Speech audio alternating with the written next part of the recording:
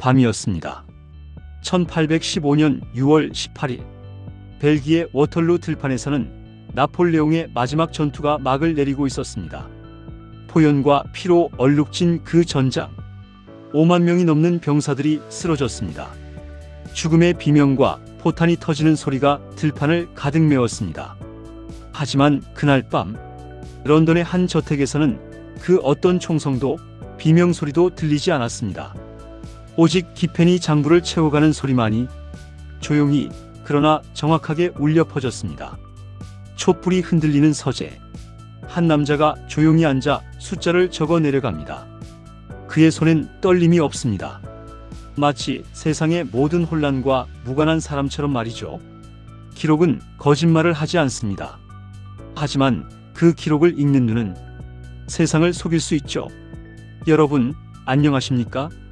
기록관입니다. 오늘 제가 공개할 문서는 세상에서 가장 위험한 장부입니다. 로스차일드 가문의 초기 거래 장부. 그 속에는 한 가문이 어떻게 전쟁을 금전 등록기의 소리로 바꾸었는지가 적혀 있습니다.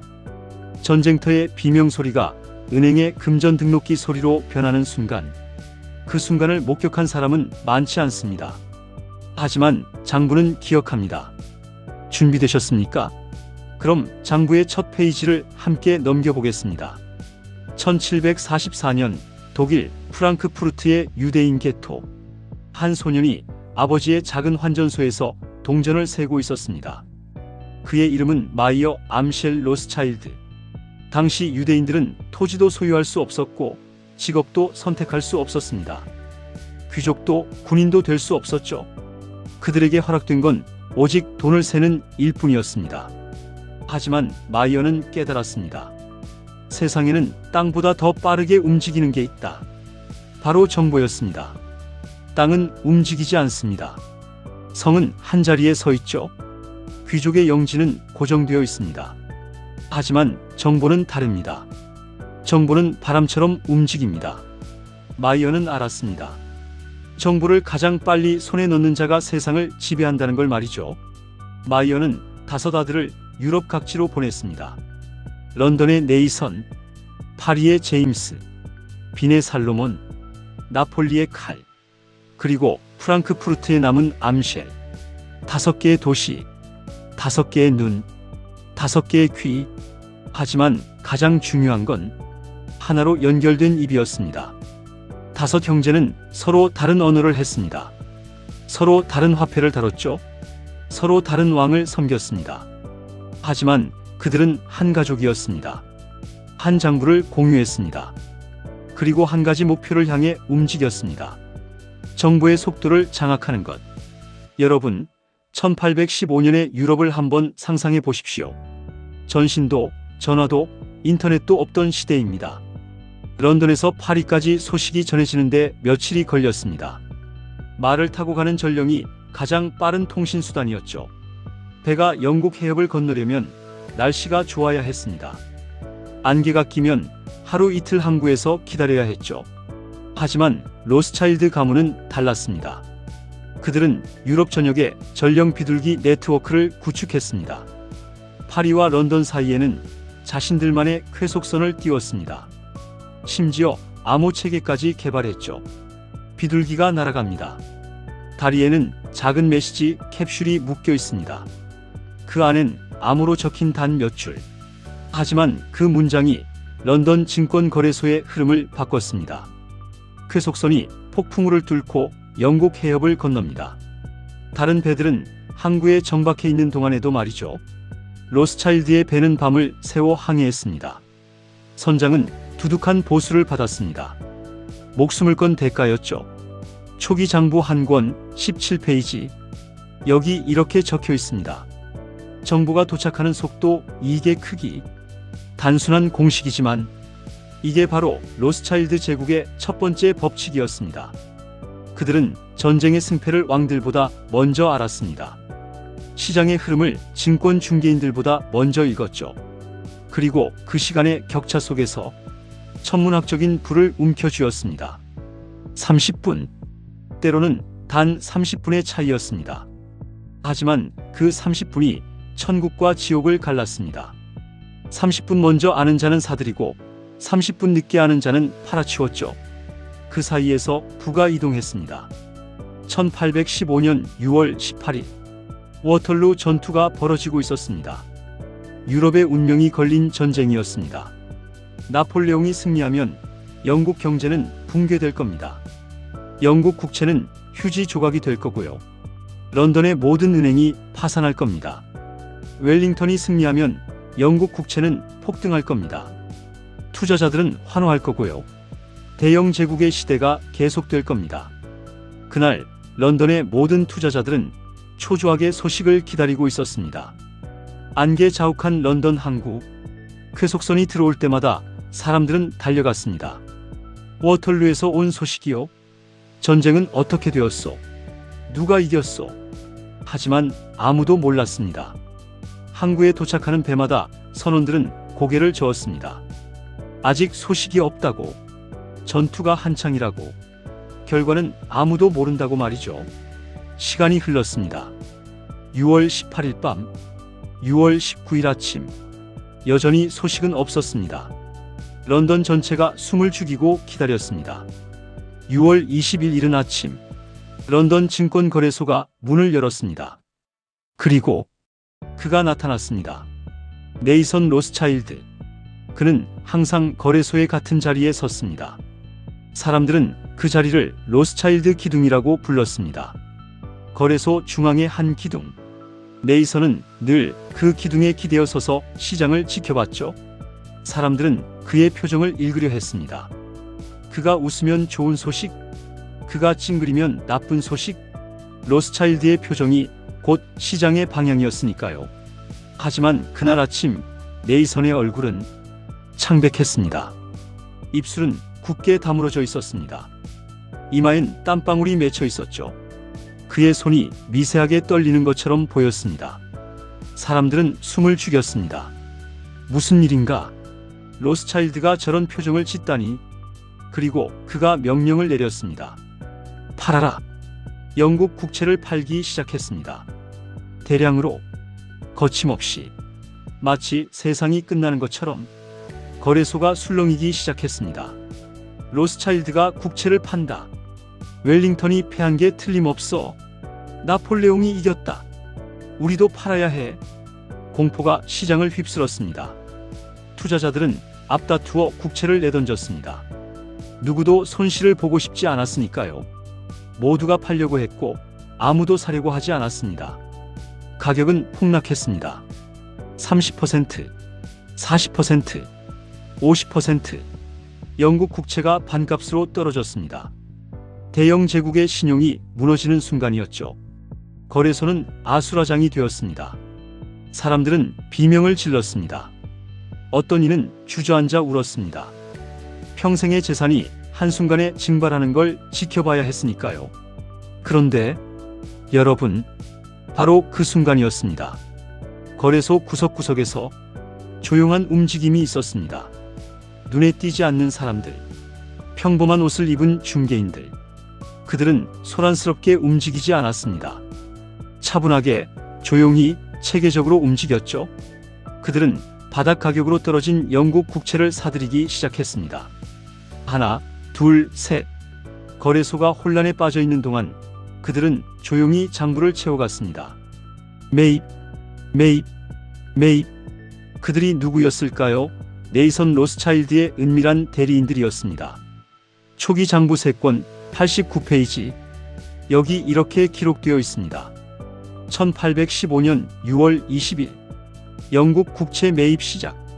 평균 매입가 액면가의 52%. 반값에 산 겁니다.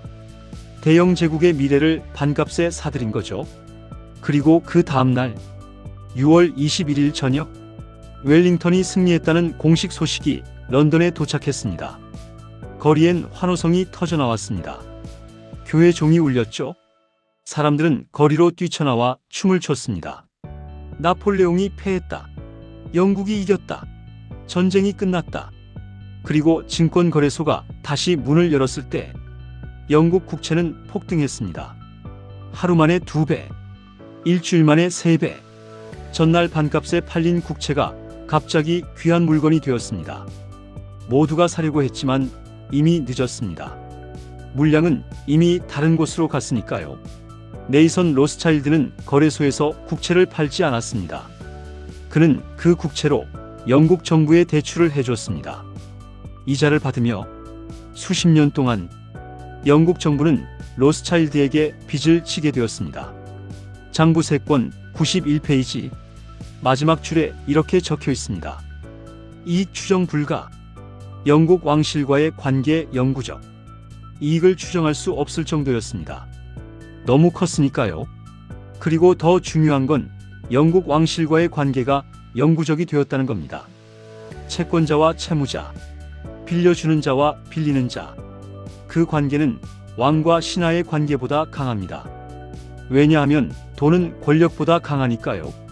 여러분, 혹시 지금 이 이야기가 너무나 현대적이지 않습니까? 200년 전의 장부인데 마치 오늘 아침 코인 시장, 주식 시장의 이야기 같지 않나요? 공포를 이용한 가격 조작, 정보의 비대칭, 은밀한 매집, 그리고 폭등. 이건 200년 전 워털루의 이야기이면서 동시에 지난주 어느 코인의 이야기이기도 합니다. 역사는 반복됩니다. 정확히 같은 방식은 아니지만 놀랍도록 비슷한 패턴으로 말이죠. 제 채널을 처음 보시는 분들께 말씀드리자면 기록관의 비밀 노트는 단순히 과거를 들여다보는 채널이 아닙니다. 과거의 기록 속에서 현재의 답을 찾는 채널입니다. 200년 전 장부가 오늘날 우리에게 던지는 질문들. 그걸 함께 탐구하는 곳이죠. 만약 오늘 이야기가 흥미로우시다면 구독과 좋아요 한 번씩 부탁드립니다. 그리고 알림 설정까지 해두시면 이런 귀한 기록들을 놓치지 않으실 겁니다. 자, 그럼 장부의 다음 장을 넘겨보겠습니다. 워털루 이후 로스차일드 가문의 장부는 더 이상 단순한 환전상의 기록이 아니었습니다. 그건 국가들의 생사를 담보로 한 채권자의 대장부가 되었습니다. 1817년 프랑스 정부가 전쟁 배상금으로 파산 직전에 몰렸습니다. 나폴레옹 전쟁이 끝났지만 그 대가는 혹독했습니다. 프랑스는 연합국에 엄청난 배상금을 물어야 했죠. 하지만 국고는 텅 비어 있었습니다. 누가 이 나라에 돈을 빌려줄까요? 로스차일드가 나섰습니다. 하지만 그냥 빌려주지 않았습니다. 자선 사업이 아니었으니까요. 장부 5권 34페이지 프랑스 정부 대출 조건 연이자 7.5% 담보 프랑스 전역의 철도 부설권 당시로서는 미래의 기술이었습니다. 증기기관차가 막 실용화되기 시작했을 때였죠. 대부분의 사람들은 철도가 얼마나 중요해질지 몰랐습니다. 하지만 로스차일드는 알았습니다. 철도가 산업혁명의 핵심이 될 거라는 걸. 철도를 장악하는 자가 물류를 장악하고 물류를 장악하는 자가 경제를 장악한다는 걸 말이죠.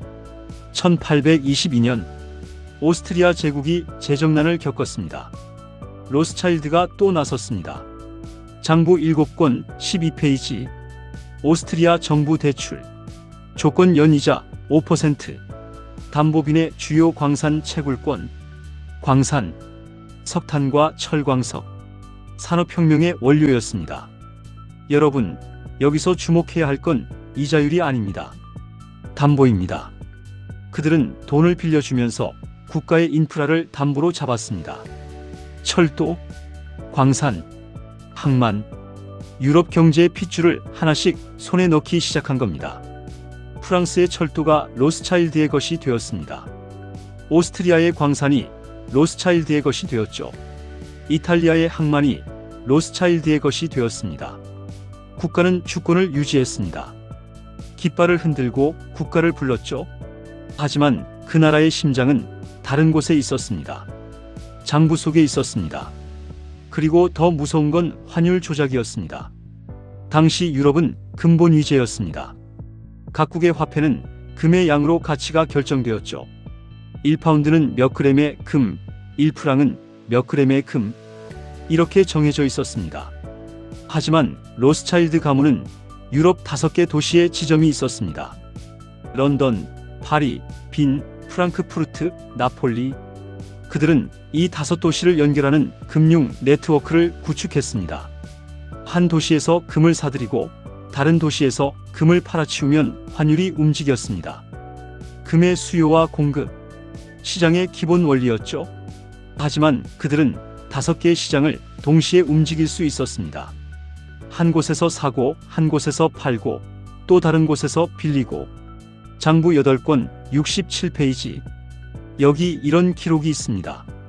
런던에서 프랑으로 환전, 파리에서 길드로 환전, 빈에서 다시 파운드로 환전, 순환 이익 11.3%, 한 푼의 세금도 내지 않고, 한 개의 물건도 생산하지 않고, 단지 돈을 이 나라에서 저 나라로 옮기는 것만으로 11.3%의 이익. 돈이 한 바퀴 돌면 11.3%가 늘어났습니다. 10번 돌리면 2배가 되었죠. 100번 돌리면. 이게 바로 금융의 탄생이었습니다. 땀 흘려 일하지 않아도, 공장을 짓지 않아도, 밭을 갈지 않아도 돈이 돈을 버는 시스템. 그리고 그 시스템의 설계도가 바로 이 장부 속에 기록되어 있는 겁니다. 농부는 땀 흘려 일합니다. 장인은 손에 굳은 살이 박입니다. 상인은 길을 떠나죠. 하지만 금융가는 장부만 들여다봅니다. 숫자만 움직입니다. 그런데 그 숫자가 세상을 움직입니다. 하지만 여러분, 이 장부를 읽다 보면 한 가지 섬뜩한 진실과 마주하게 됩니다. 장부 12권 마지막 페이지. 여기 이렇게 적혀 있습니다. 전쟁은 끝났지만 우리의 사업은 이제 시작이다. 평화는 부채로 유지된다. 그리고 부채는 우리가 관리한다. 전쟁은 끝났습니다. 포성은 멈췄죠. 병사들은 집으로 돌아갔습니다. 하지만 진짜 전쟁은 그때부터 시작되었습니다. 부채의 전쟁, 이자의 전쟁, 장부의 전쟁, 총과 칼로 싸우는 전쟁은 끝이 있습니다. 누군가 항복하면 끝나죠. 하지만 부채의 전쟁은 끝이 없습니다. 이자는 매년 쌓입니다. 원금은 줄어들지 않죠. 채무자는 평생 갚아도 자유로워지지 못합니다.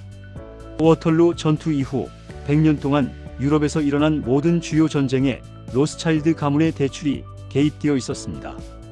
양쪽 모두에게. 프로이센과 프랑스가 싸울 때 로스차일드는 양쪽 모두에게 돈을 빌려줬습니다.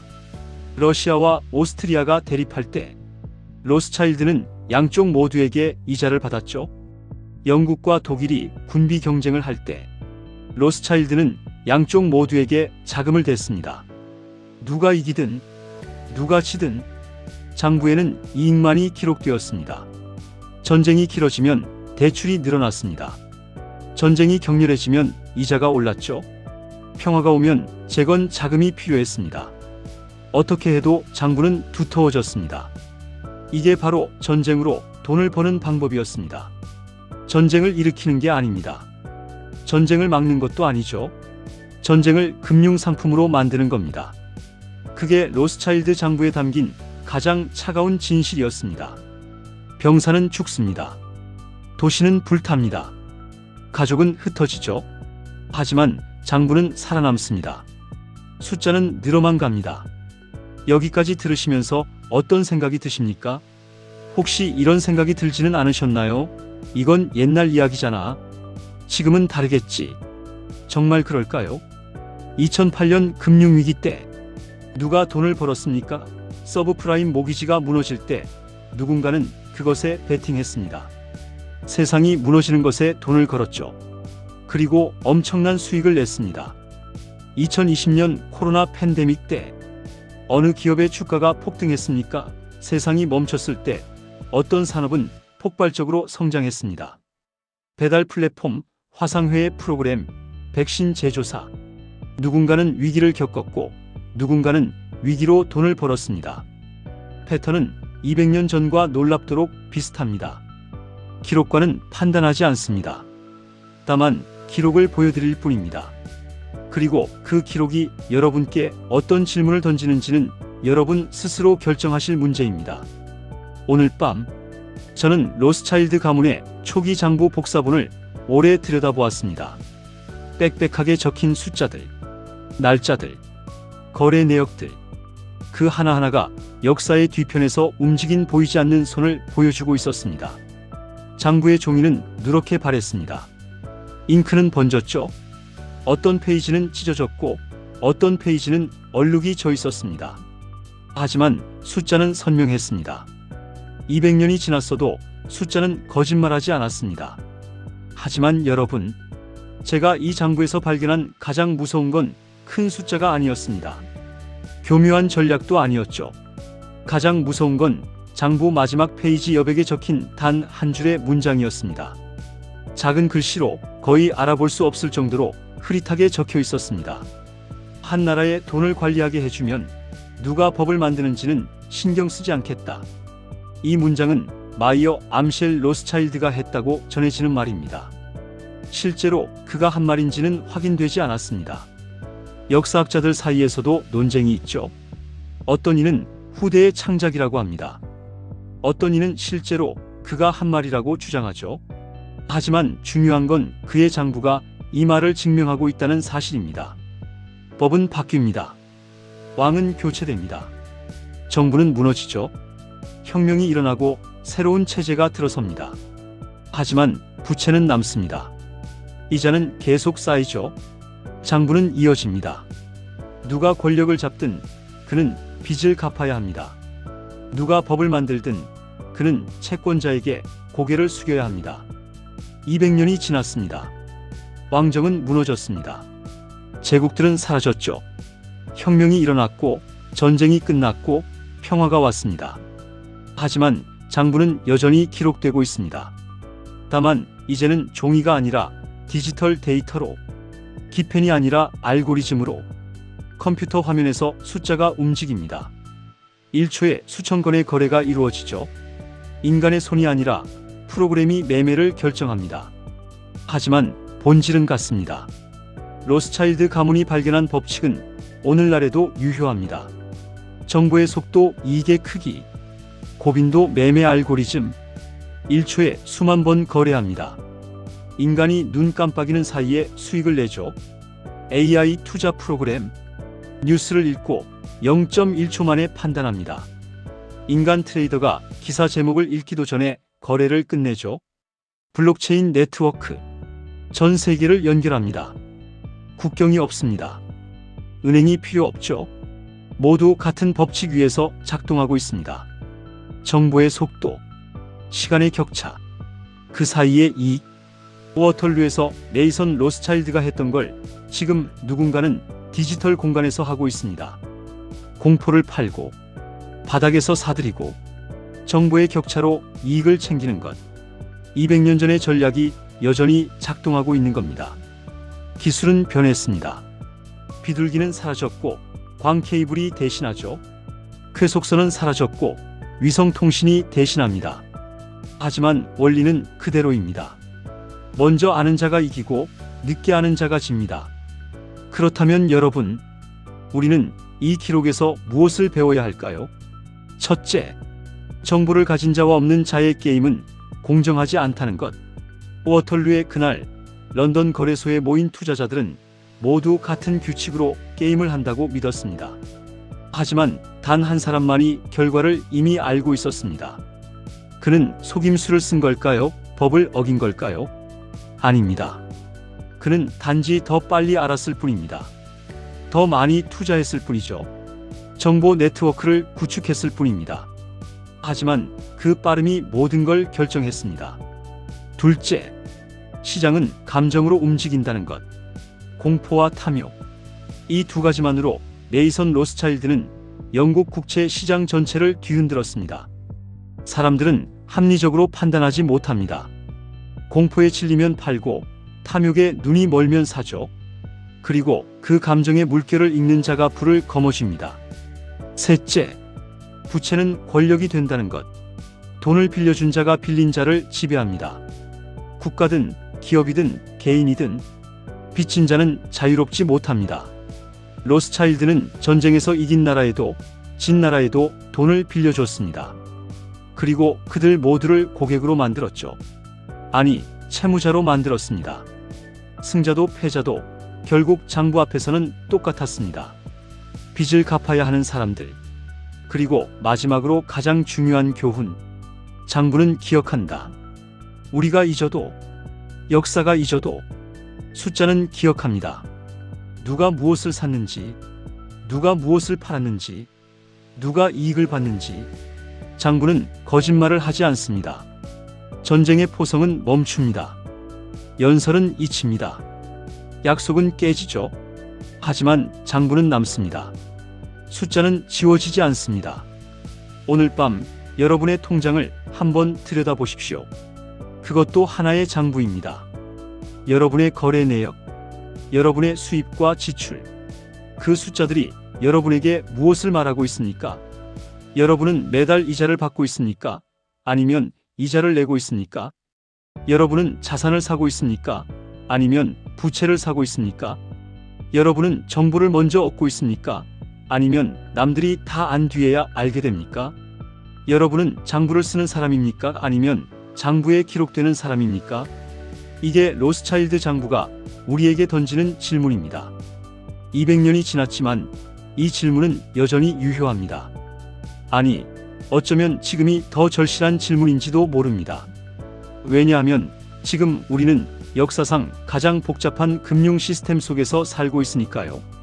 암호화폐, 파생상품, 레버리지, 공매도, 알고리즘 트레이딩. 200년 전 로스차일드가 보면 아마 이해하지 못할 용어들입니다. 하지만 본질은 같습니다. 누군가는 알고 누군가는 모릅니다. 누군가는 빌려주고 누군가는 빌리죠. 누군가는 장부를 쓰고 누군가는 장부에 적힙니다. 그리고 그 격차가 부의 격차를 만듭니다. 기록관의 비밀 노트. 다음 화에서는 또 다른 기록을 가지고 찾아뵙겠습니다. 부의 본질에 대한 질문은 여전히 진행 중입니다. 그리고 그 답은 언제나 장부 속에 있습니다. 그런데 여러분, 다음 EP21에서는 더 충격적인 이야기가 기다리고 있습니다. 로스차일드가 장악한 건 단지 유럽 경제만이 아니었습니다. 그들이 손을 뻗친 곳은 미국 중앙은행이었습니다. 구독과 좋아요, 그리고 알림 설정 부탁드립니다. 만약 오늘 이야기가 생각할 거리를 주셨다면 댓글로 여러분의 생각을 나눠주세요. 기록은 계속됩니다. 여러분이 함께 해주신다면 오늘도 장부를 읽어주셔서 감사합니다. 다음 기록에서 뵙겠습니다.